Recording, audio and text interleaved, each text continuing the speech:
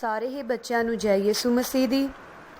ਅੱਜ ਅਸੀਂ ਕੈਟੇਕਿਜ਼ਮ ਬੁੱਕ ਯਿਸੂ ਨਾਲ ਚੱਲਣਾ ਵਿੱਚੋਂ 8ਵੀਂ ਜਮਾਤ ਉਸਦਾ ਚੌਥਾ ਅਧਿਆਇ ਦੇਖਾਂਗੇ, ਜੋ ਕਿ 22 ਪੇਜ ਤੇ ਹੈ। ਪ੍ਰਭੂ ਯਿਸੂ ਸਵਰਗ ਰਾਜ ਦੀ ਖੁਸ਼ਖਬਰੀ ਸੁਣਾਉਂਦੇ ਹਨ। ਪ੍ਰਭੂ ਯਿਸੂ ਸਵਰਗ ਰਾਜ ਦੀ ਖੁਸ਼ਖਬਰੀ ਸੁਣਾਉਂਦੇ ਹਨ। ਪ੍ਰਭੂ ਯਿਸੂ ਆਪਣੀ ਜਨਤਕ ਸੇਵਕਾਈ ਦੀ ਸ਼ੁਰੂਆਤ ਵਿੱਚ ਨਾਜ਼ਰਤ ਆਏ, ਜਿੱਥੇ ਉਹਨਾਂ ਦਾ ਪਾਲਣ ਪੋਸ਼ਣ ਹੋਇਆ। ਰਵਾਇਤ ਅਨੁਸਾਰ ਸਬਤ ਦੇ ਦਿਨ ਉਹ ਸਿਨਾਗੋਗ ਵਿੱਚ ਗਏ। ਉਹ ਪੜ੍ਹਨ ਦੇ ਲਈ ਖੜੇ ਹੋਏ ਅਤੇ ਉਹਨਾਂ ਨੂੰ ਨਬੀ ਯਸ਼ਾਇਆ ਦੀ ਪੁਸਤਕ ਪੜ੍ਹਨ ਲਈ ਦਿੱਤੀ ਗਈ। ਉਹਨਾਂ ਨੇ ਪੁਸਤਕ ਵਿੱਚੋਂ ਉਹ ਜਗ੍ਹਾ ਕੱਢੀ ਜਿੱਥੇ ਇਹ ਲਿਖਿਆ ਹੋਇਆ ਸੀ, ਪ੍ਰਭੂ ਦਾ ਆਤਮਾ ਮੇਰੇ ਉੱਤੇ ਹੈ, ਕਿਉਂਕਿ ਉਹਨਾਂ ਨੇ ਗਰੀਬਾਂ ਨੂੰ ਖੁਸ਼ਖਬਰੀ ਸੁਣਾਉਣ ਲਈ ਮੇਰਾ ਅਭਿਸ਼ੇਕ ਕੀਤਾ ਹੈ। ਉਸਨੇ ਮੈਨੂੰ ਘੱਲਿਆ ਹੈ ਕਿ ਮੈਂ ਕੈਦੀਆਂ ਨੂੰ ਰਿਹਾਈ ਦੇਵਾਂ ਅਤੇ ਅੰਨ੍ਹਿਆਂ ਨੂੰ ਸੁਜਾਖੇ ਹੋਣ ਦਾ ਐਲਾਨ ਕਰਾਂ ਅਤੇ ਦਬਾਏ ਲੋਕਾਂ ਨੂੰ ਆਜ਼ਾਦ ਕਰਾਂ ਅਤੇ ਪ੍ਰਭੂ ਦੇ ਮਨ ਭਾਉਂਦੇ ਸਾਲ ਦਾ ਐਲਾਨ ਕਰਾਂ। ਫਿਰ ਉਸਨੇ ਪੁਸਤਕ ਬੰਦ ਕਰਕੇ ਮੁੜ ਸੇਵਕ ਨੂੰ ਦੇ ਦਿੱਤੀ ਅਤੇ ਬੈਠ ਗਿਆ। ਸਿਨਾਗੋਗ ਵਿੱਚ ਸਾਰੇ ਲੋਕਾਂ ਦੀਆਂ ਅੱਖਾਂ ਉਸ ਉੱਤੇ ਟਿਕੀਆਂ ਸਨ। ਉਹ ਉਹਨਾਂ ਨੂੰ ਕਹਿਣ ਲੱਗਾ, ਧਰਮ ਗ੍ਰੰਥ ਦਾ ਇਹ ਬੋਲ ਅੱਜ ਤੁਹਾਡੇ ਸੁਣਦਿਆਂ ਹੀ ਪੂਰਾ ਹੋਇਆ ਹੈ। ਧਰਮ ਗ੍ਰੰਥ ਦੇ ਇਸ ਵਾਕ ਦੁਆਰਾ ਪ੍ਰਭੂ ਯਿਸੂ ਨੇ ਮਿਸ਼ਨ ਕਾਰਜ ਦਾ ਪ੍ਰਗਟਾਵਾ ਕੀਤਾ, ਜੋ ਉਹ ਇਸ ਧਰਤੀ ਉੱਤੇ ਪੂਰਾ ਕਰਨ ਵਾਲਾ ਹੈ।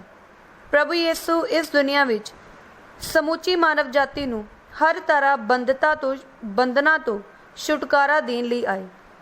ਇਸ ਵਾਕ ਤੋਂ ਸਾਨੂੰ ਇਹ ਸਿੱਖਿਆ ਮਿਲਦੀ ਹੈ ਕਿ ਪ੍ਰਭੂ ਯਿਸੂ ਹੀ ਸਾਰੀ ਮਾਨਵ ਜਾਤੀ ਦਾ ਛੁਟਕਾਰਾ ਦੇਣ ਵਾਲਾ ਹੈ।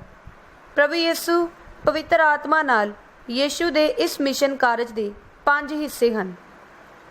ਗਰੀਬਾਂ ਲਈ ਖੁਸ਼ਖਬਰੀ। ਸਭ ਤੋਂ ਪਹਿਲੀ ਜ਼ਿੰਮੇਵਾਰੀ ਗਰੀਬਾਂ ਨੂੰ ਖੁਸ਼ਖਬਰੀ ਸੁਣਾਉਣਾ ਹੈ। ਪ੍ਰਭੂ ਯਿਸੂ ਸਭ ਨੂੰ ਸਿੱਖਿਆ ਦਿੰਦੇ ਹਨ, ਧੰਨ ਉਹ ਜਿਹੜੇ ਦਿਲੋਂ ਗਰੀਬ ਹਨ, ਕਿਉਂਕਿ ਸਵਰਗ ਦਾ ਰਾਜ ਉਹਨਾਂ ਦਾ ਹੈ। ਪ੍ਰਭੂ ਦਾ ਜਨਮ, ਜੀਵਨ, ਮੌਤ ਅਤੇ ਜੀ ਉੱਠਣਾ ਹੀ ਗਰੀਬਾਂ ਲਈ ਖੁਸ਼ਖਬਰੀ ਹੈ। ਅਸਲ ਦੇ ਵਿੱਚ ਗਰੀਬ ਉਹ ਨਹੀਂ ਜਿਨ੍ਹਾਂ ਦੀ ਆਰਥਿਕ ਸਥਿਤੀ ਕਮਜ਼ੋਰ ਹੈ, ਸਗੋਂ ਉਹ ਗਰੀਬ ਹਨ ਜੋ ਸਰੀਰਕ ਅਤੇ ਮਾਨਸਿਕ ਤੌਰ ਤੇ ਪੀੜਤ ਹਨ। ਖੁਦਾ ਹੀ ਉਹਨਾਂ ਦਾ ਇੱਕਮਾਤਰ ਸਹਾਰਾ ਹੈ।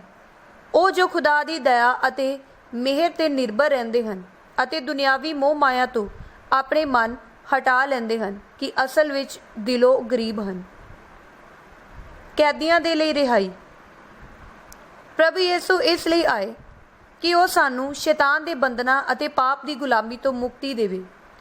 ਪ੍ਰਭੂ ਯਿਸੂ ਸਾਨੂੰ ਸਮਾਜਿਕ ਬੁਰਾਈਆਂ ਜਿਵੇਂ ਸ਼ੋਸ਼ਣ, ਧੋਖਾਧੜੀ, ਝੂਠ, ਫਰੇਬ ਅਤੇ ਸਰੀਰਕ ਬਿਮਾਰੀਆਂ ਦੇ ਬੰਧਨਾਂ ਤੋਂ ਵੀ ਛੁਟਕਾਰਾ ਦਿੰਦਾ ਹੈ। ਇਸ ਸੱਚਾਈ ਬਾਰੇ ਉਦੋਂ ਪਤਾ ਚੱਲਦਾ ਹੈ ਜਦ ਉਸਨੇ ਅਧਰੰਗੀ ਨੂੰ ਚੰਗਿਆਈ ਦਾ ਵਰਦਾਨ ਦਿੱਤਾ। ਪ੍ਰਭੂ ਯਿਸੂ ਨੇ ਅਧਰੰਗੀ ਨੂੰ ਇਹ ਵਚਨ ਆਖੇ, ਤੇਰੇ ਪਾਪ ਮਾਫ ਹੋ ਗਏ ਹਨ। ਪਾਪ ਮਾਫ ਕਰਨ ਦਾ ਅਧਿਕਾਰ ਕੇਵਲ ਖੁਦਾ ਦਾ ਹੈ। ਧਰਮ ਗ੍ਰੰਥ ਅਤੇ ਸੰਦੂਕੀ ਇਸ ਗੱਲ ਤੋਂ ਨਵਾਇਤ ਸਨ ਕਿ ਪ੍ਰਭੂ ਯਿਸੂ ਖੁਦਾ ਦਾ ਬੇਟਾ ਹੈ, ਜਿਸ ਕੋਲ ਪਾਪ ਮਾਫ ਕਰਨ ਦਾ ਅਧਿਕਾਰ ਹੈ।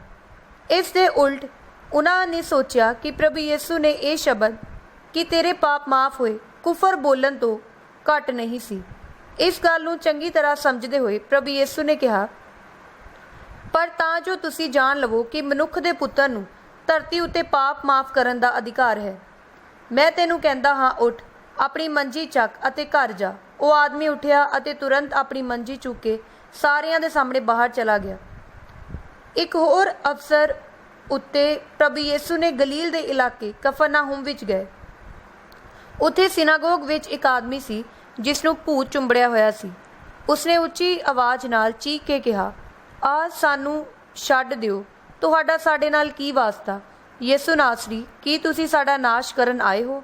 ਮੈਂ ਜਾਣਦਾ ਹਾਂ ਕਿ ਤੁਸੀਂ ਕੌਣ ਹੋ, ਖੁਦਾ ਦਾ ਪੁੱਤਰ, ਪਵਿੱਤਰ ਪੁਰਖ ਪ੍ਰਭੂ ਯਿਸੂ। ਇਹ ਆਖਦੇ ਹੋਏ ਉਸ ਨੂੰ ਡਾਂਟਿਆ, ਚੁੱਪ ਰਹਿ ਅਤੇ ਉਸਦੇ ਵਿੱਚੋਂ ਬਾਹਰ ਨਿਕਲ ਆ। ਭੂਤ ਨੇ ਉਸ ਆਦਮੀ ਨੂੰ ਉਹਨਾਂ ਦੇ ਦਰਮਿਆਨ ਪਟਕ ਦਿੱਤਾ ਅਤੇ ਉਸਦਾ ਕੋਈ ਨੁਕਸਾਨ ਕੀਤੇ ਬਿਨਾਂ ਉਸ ਵਿੱਚੋਂ ਨਿਕਲ ਗਿਆ।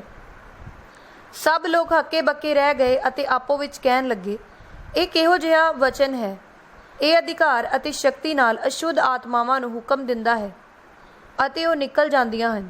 ਇਸ ਤਰ੍ਹਾਂ ਪਾਕ ਅੰਜੀਲ ਵਿੱਚ ਦੇਖਦੇ ਹਾਂ ਕਿ ਪ੍ਰਭੂ ਯਿਸੂ ਲੋਕਾਂ ਨੂੰ ਪਾਪ ਦੀ ਗੁਲਾਮੀ ਅਤੇ ਬਿਮਾਰਾਂ ਨੂੰ ਬੰਧਨਾਂ ਤੋਂ ਮੁਕਤੀ ਨਹੀਂ ਦਿੰਦੇ, ਸਗੋਂ ਅਸ਼ੁੱਧ ਆਤਮਾਵਾਂ ਨਾਲ ਜਕੜੇ ਲੋਕਾਂ ਨੂੰ ਵੀ ਰਿਹਾਈ ਦਿੰਦੇ ਹਨ। ਅੰਨ੍ਹਿਆਂ ਨੂੰ ਸੁਜਾਖਾ ਕਰਨਾ। ਜਦ ਯਿਸੂ ਜਾ ਰਿਹਾ ਸੀ, ਉਸਨੇ ਇੱਕ ਆਦਮੀ ਨੂੰ ਵੇਖਿਆ ਜੋ ਜਨਮ ਤੋਂ ਅੰਨ੍ਹਾ ਸੀ। ਉਸਦੇ ਚੇਲਿਆਂ ਨੇ ਉਸਨੂੰ ਪੁੱਛਿਆ, ਰੱਬੀ, ਕਿਸ ਨੇ ਪਾਪ ਕੀਤਾ ਹੈ, ਇਸਨੇ ਕਿ ਇਸਦੇ ਮਾਂ-ਪਿਓ ਨੇ, ਕਿ ਇਹ ਆਦਮੀ ਅੰਨ੍ਹਾ ਪੈਦਾ ਹੋਇਆ? ਯਿਸੂ ਨੇ ਉੱਤਰ ਦਿੱਤਾ, ਨਾ ਤਾਂ ਇਸ ਆਦਮੀ ਨੇ ਪਾਪ ਕੀਤਾ ਅਤੇ ਨਾ ਹੀ ਇਸਦੇ ਮਾਂ-ਪਿਓ ਨੇ, ਸਗੋਂ ਇਹ ਇਸ ਲਈ ਹੋਇਆ ਕਿ ਇਸ ਦੇ ਰਾਹੀਂ ਖੁਦਾ ਦਾ ਕੰਮ ਪ੍ਰਗਟਾਵਾ ਹੋਵੇ। ਜਦੋਂ ਅਜੇ ਦਿਨ ਹੈ, ਸਾਨੂੰ ਉਸ ਦੇ ਕੰਮ ਕਰਨੇ ਚਾਹੀਦੇ ਹਨ ਜਿਸ ਨੇ ਮੈਨੂੰ ਘੱਲਿਆ ਹੈ।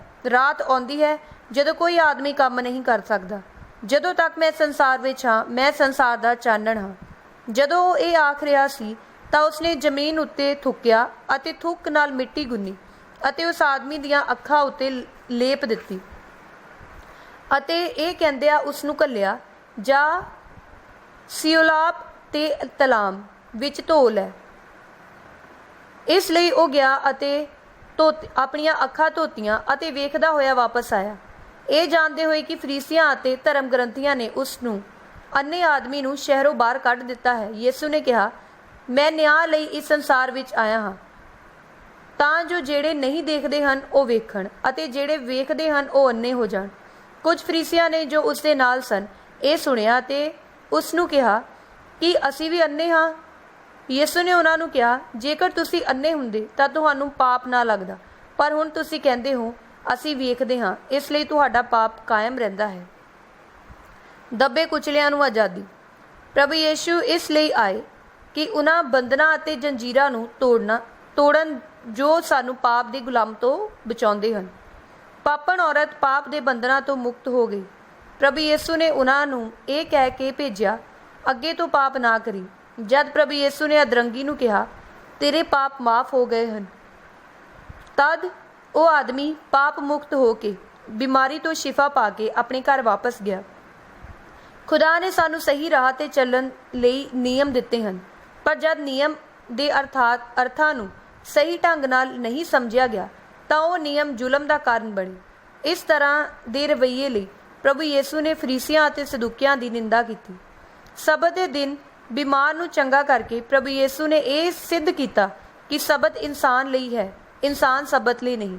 ਪ੍ਰਭੂ ਯਿਸੂ ਸਾਨੂੰ ਹਰ ਤਰ੍ਹਾਂ ਦੀ ਬਿਮਾਰੀ ਅਤੇ ਪਾਪ ਦੇ ਬੰਧਨਾਂ ਤੋਂ ਆਜ਼ਾਦ ਕਰਵਾ ਕੇ ਖੁਦਾ ਦੀ ਸੰਤਾਨ ਹੋਣ ਦਾ ਰੁਤਬਾ ਮੁੜ ਬਹਾਲ ਕਰਨ ਲਈ ਆਏ। ਹਰ ਉਹ ਇਨਸਾਨ ਜੋ ਖੁਦਾ ਜਾਂ ਕਿਸੇ ਦੇ ਜ਼ਰੀਏ ਪ੍ਰਭੂ ਯਿਸੂ ਕੋਲ ਆਇਆ, ਉਸ ਨੂੰ ਹਰ ਤਰ੍ਹਾਂ ਦੇ ਮਾਨਸਿਕ ਤਣਾਅ, ਰੂਹਾਨੀ ਬੰਧਨਾਂ ਅਤੇ ਸਰੀਰਕ ਬਿਮਾਰੀਆਂ ਤੋਂ ਆਜ਼ਾਦੀ ਮਿਲੀ। ਪ੍ਰਭੂ ਯਿਸੂ ਦੇ ਮਨ ਭਾਉਂਦੇ ਸਾਲ ਦਾ ਐਲਾਨ। ਪ੍ਰਭੂ ਯਿਸੂ ਨੇ ਮਨ ਭਾਉਂਦੇ ਸਾਲ ਦਾ ਐਲਾਨ ਕੀਤਾ। ਪ੍ਰਭੂ ਯਿਸੂ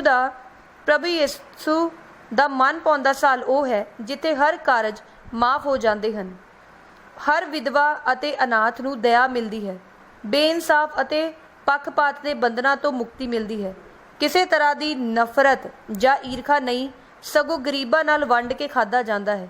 ਪ੍ਰਭੂ ਯਿਸੂ ਦਾ ਮਿਸ਼ਨ ਕਾਰਜ ਇਹ ਹੈ ਕਿ ਉਸ ਸਮਾਜ ਦੀ ਸਿਰਜਣਾ ਕਰਨੀ ਜਿੱਥੇ ਬਰਾਬਰਤਾ, ਸਾਂਝੇਵਾਜੀ, ਏਕਤਾ, ਪਿਆਰ ਆਦਿ ਜਿਹੇ ਗੁਣ ਦਾ ਵਿਕਾਸ ਹੋਵੇ। ਸਵਰਗ ਰਾਜ ਦਾ ਐਲਾਨ ਕਰਨ ਦੁਆਰਾ ਖੁਦਾ ਨੇ ਸਾਨੂੰ ਖੁਸ਼ਖਬਰੀ ਦਿੱਤੀ ਹੈ ਕਿ ਸਾਡੇ ਦਰਮਿਆਨ ਕਿਸ ਤਰ੍ਹਾਂ ਪੂਰਾ ਹੋਣਾ ਚਾਹੀਦਾ ਹੈ। ਪ੍ਰਭੂ ਯਿਸੂ ਸਵਰਗ ਰਾਜ ਦੀ ਘੋਸ਼ਣਾ ਕਰਦੇ ਹਨ। ਪ੍ਰਭੂ ਯਿਸੂ ਨੇ ਆਪਣੀ ਜਨਤਕ ਸੇਵਕਾਈ ਦਾ ਆਰੰਭ ਇਹਨਾਂ ਸ਼ਬਦਾਂ ਨਾਲ ਕੀਤਾ, ਸਮਾਂ ਪੂਰਾ ਹੋ ਗਿਆ ਹੈ ਅਤੇ ਖੁਦਾ ਦਾ ਰਾਜ ਨੇੜੇ ਆ ਗਿਆ ਹੈ। ਪਛਤਾਵਾ ਕਰੋ ਅਤੇ ਖੁਸ਼ਖਬਰੀ ਉੱਤੇ ਈਮਾਨ ਲਿਆਵੋ। ਇਸ ਖੁਸ਼ਖਬਰੀ ਦੀ ਘੋਸ਼ਣਾ ਪ੍ਰਭੂ ਯਿਸੂ ਨੇ ਪਹਾੜਾਂ, ਰਾਹਾਂ ਅਤੇ ਖੇਤਾਂ ਤੋਂ ਕੀਤੀ। ਪ੍ਰਭੂ ਯਿਸੂ ਨੇ ਇਸ ਸੰਸਾਰ ਰਾਜ ਦਾ ਪ੍ਰਤੱਖ ਸਬੂਤ ਉਦੋਂ ਦਿੱਤਾ ਜਦ ਉਸਨੇ ਚਮਤਕਾਰ ਕੀਤੇ। 5000 ਨੂੰ 2 ਮੱਛੀਆਂ ਅਤੇ 5 ਰੋਟੀਆਂ ਨਾਲ ਰਜਾਇਆ।